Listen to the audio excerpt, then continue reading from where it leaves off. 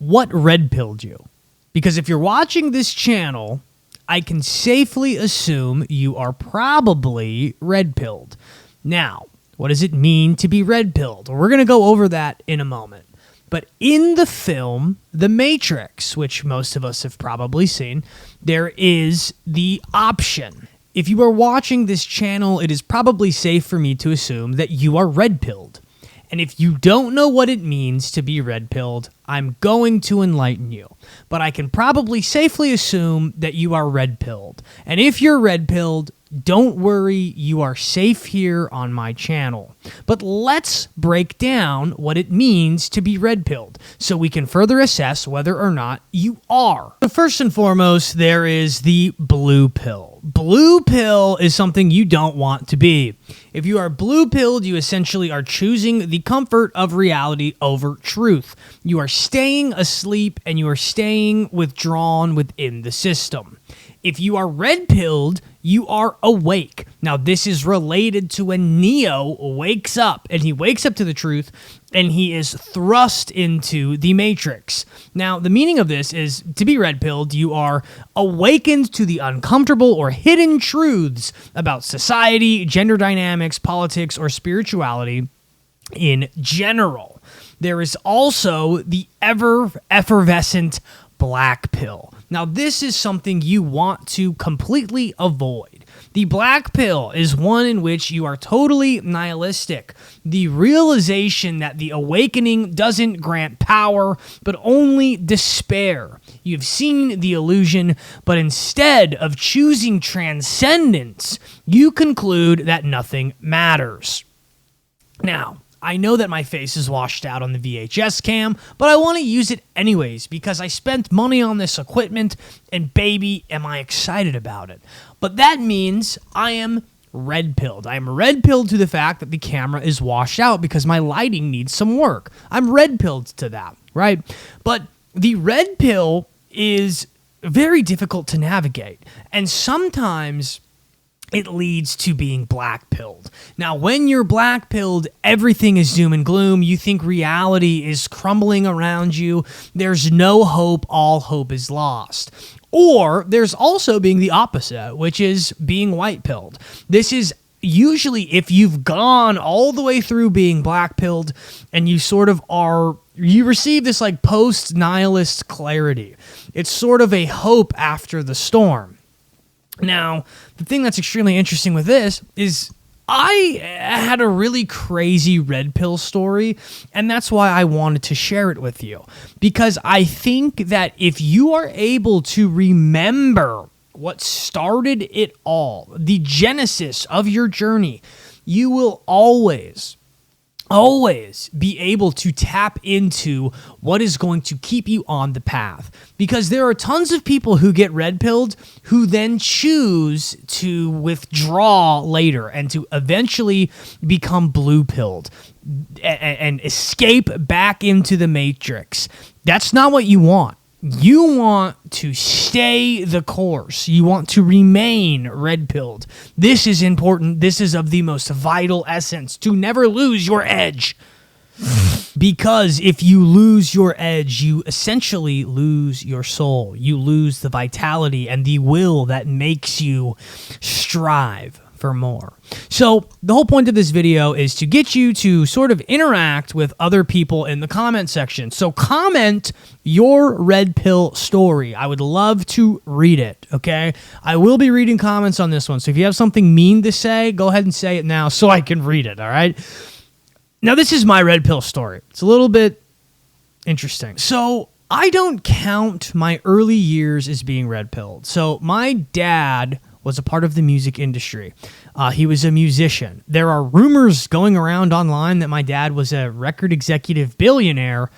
That is not true. My dad was a poor kid who was able to thrust himself into the music industry because he is undeniably talented. He's one of the rare people who was able to break into the music industry because of his talent. He was exposed to things in the music industry that scared him. Witchcraft, demonology, and he left the music industry because of it. Now, he used to tell me things. He told me about Project Bluebeam when I was 8 years old. He told me about Anunnaki and the 13 families. He told me about all this stuff when I was 8, right? I was like a little boy. And it kind of scared me, but, you know, I would like also go down rabbit holes until I was like 11 or 12, watching like Rihanna is a demon. You know, I would like watch all of that stuff. But I don't consider that my red pilling. I consider my red pilling to have happened later. I believe it happened when I was in college. So I did experience that stuff. I knew about Freemasons. I was a big fan of Ancient Aliens. I was really into alternative history, alternative reality. So I was probably red pilled from an early age, but whatever. You know, we're gonna talk about when I took the goat by the fucking horns, right? So this really started when I was in college, and I was in this class at the University of Oregon. I remember it to this day. It was Philosophy 211, and it was with Peter Warnick. This guy is so fucking cool, dude. So if you've never taken a philosophy course, philosophy is filled with a lot of different types of people. Philosophy is sort of like as close to studying esotericism in a school setting as you possibly can, right? And a lot of, like, I personally believe that philosophy is a shade of esotericism. That being said, I was in this class with Peter Warnick, and he said something that will always stick with me. He said, the truth does one of three things. It either sets you free, it destroys you, or it makes you stronger. And then he said, I believe he said, like, there's also a secret fourth thing. I can't tell you, you know. This guy was really funny. And I love this dude. He had this long, flowing hair, and it was like gray, and he literally looked like he was in Twilight. Chiseled, perfect, square jaw. He was so cool, man. This guy changed my life. Like, and you know, at the University of Oregon, you have professors and faculty members who will teach various different courses throughout your time there. And he taught several of my classes, and I always looked up to this guy. And he had an interesting, like, happenstance, we'll say, where he ended up, like, getting with a student, and this student, like, he cheated on his wife, and it broke up his marriage, and his whole thing was about, like, he would always, like, pedantically, like, make excuses for, like, why he did that he was, like, a hopeless romantic who was, like, trying to, like, live a philosophical life and all this stuff. It was very funny. But he said this thing, and he said, freedom doesn't exist, because in order to be free, you have to have the freedom to choose not to be free. So he would say things like that would blow my 18-year-old mind. So I was like, I need to major in philosophy. So I majored in economics. I majored in philosophy as well. And that was the beginning of my red pill. Now, that took me on a journey that led me down some rabbit holes, right? So in college, I started a band, and, you know, a lot of you guys know the story, but basically I started a band, and my band was really good. My band was really popular. We did really well. And sometimes I wouldn't go to class, and I would, like, do rehearsals with my band. Well, during this time, I found 4chan, right?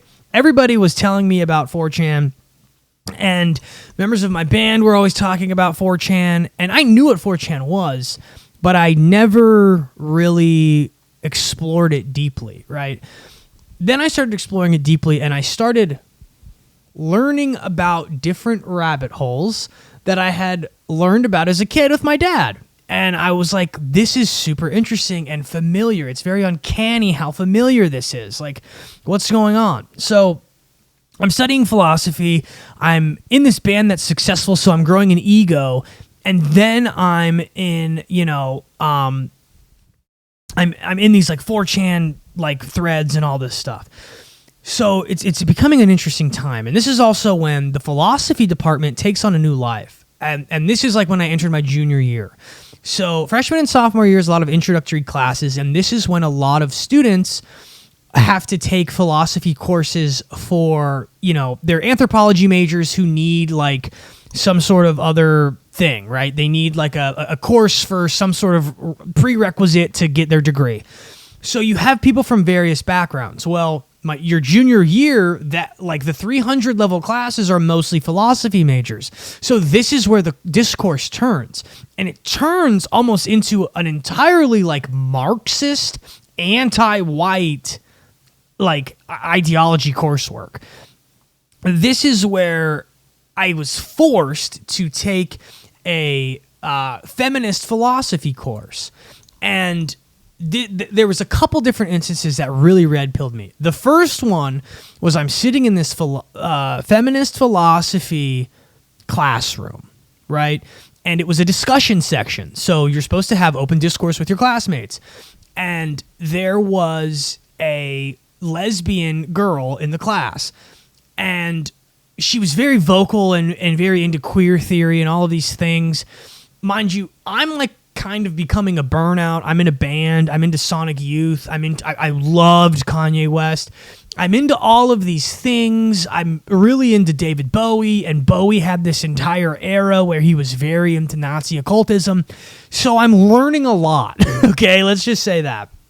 And at the same time, I'm being conflicted with this ideology that's very weird, right? And it's telling me about intersectionality and understanding how like my colonial whiteness is a problem, which like I didn't understand, because I was like, how is anyone else's existence more important than mine when we all when none of us choose how we're born? All of this stuff is going on. And this lesbian in this class, I'll never forget, we had this discussion and we had to come to what the definition of feminism was, right? And we had broken down first wave feminism, second wave feminism, third wave feminism, fourth wave feminism, queer theory. We'd broken all these things down, right? And super Marxist school, right? And we finally come to this definition of what feminism is. And feminism, basically, the class agreed, was equality for all with no prejudice. That's what the definition we came to was. Now, is that the real definition of feminism? I don't really know. Everything when it comes to those sort of Marxist ideologies are amorphous, ever-changing, and ever-escaping, and they will be defined in any way that is necessary in order to get the job done. That being said, I'm not a feminist, but I'm not really a feminist in the way that it's traditionally described. I do believe in equality amongst genders, etc., whatever, right? I think women should have the same rights as men, you know. That being said, we come to this definition, right? Feminism is equality for all, and it wasn't even just genders, it was for all with no prejudice. We come to this definition. Great. This class was 3 hours, dude. At the end of the class, this girl, this lesbian, then says, well, I am a non-cis lesbian, and I'm a misandry. And that means I hate men.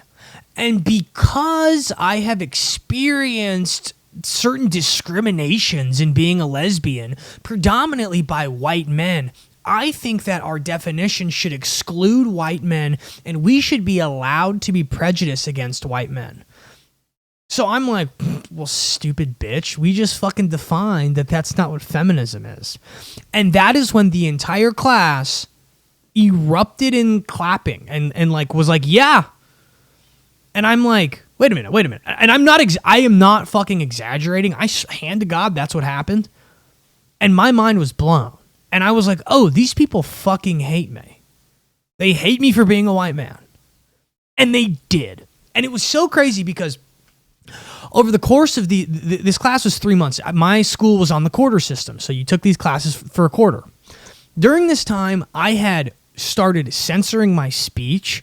I had literally started doing the Foucault-esque panopticon in censoring my own speech. I stopped saying phrases like "you guys" because I thought it was sexist. I stopped holding doors open for women because I wanted them to feel able-bodied and to not experience like heteronormative white behavior so that they could feel like equal to me in having to open the door, right? This is literally the type of Marxist brainwashing I underwent at the University of Oregon. Okay, cool, whatever, right? So that was the first one. The second one is even crazier. I was in a class. I remember it like it was fucking yesterday, dude. It was the philosophy of homelessness.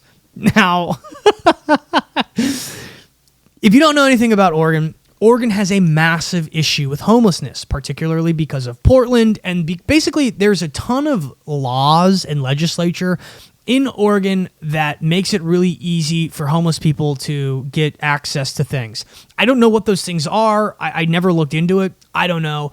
If you want to know my outlook on that, I used to refer to these people as feral beings because there are just vagabonds and tons of homeless people in the University of Oregon area, in Oregon in general. Now, that being said, my uncle was somebody who chose to be homeless. He literally referred to himself as a hobo. I do not hate homeless people.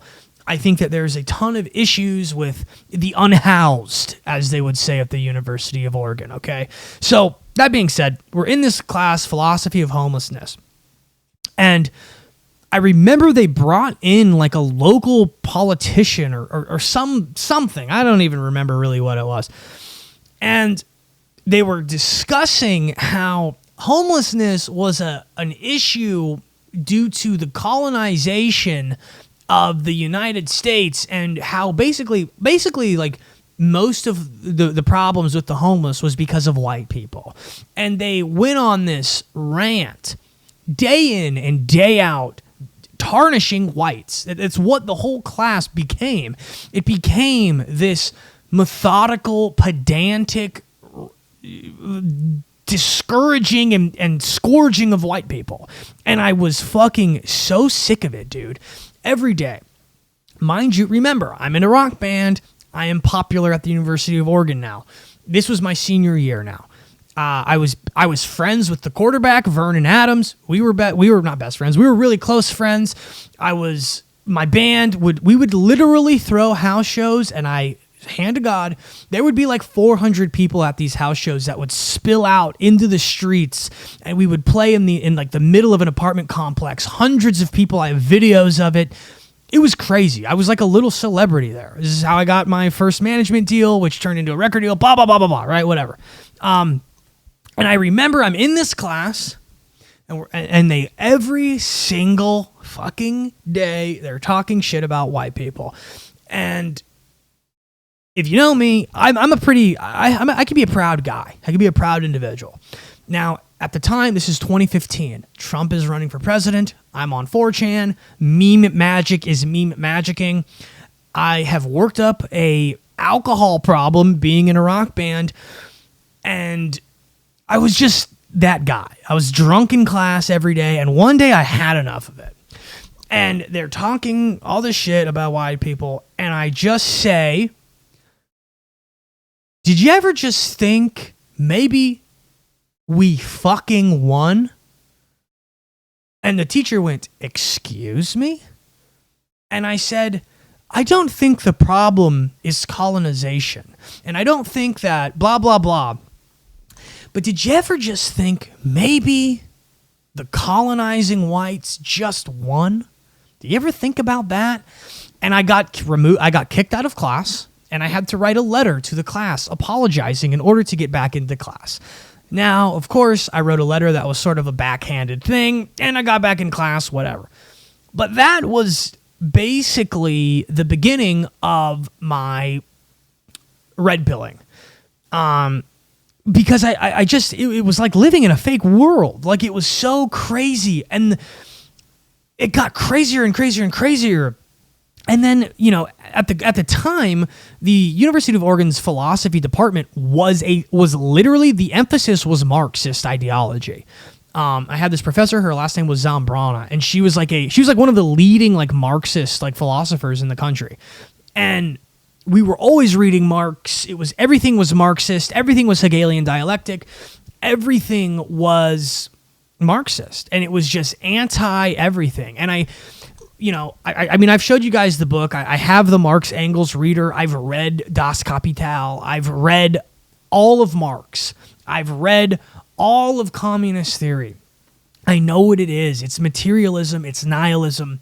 I don't like it, right? Because, to bring it back to Peter Warnick's class, Philosophy 211, Existentialism, the first philosopher I was introduced to was Friedrich Nietzsche.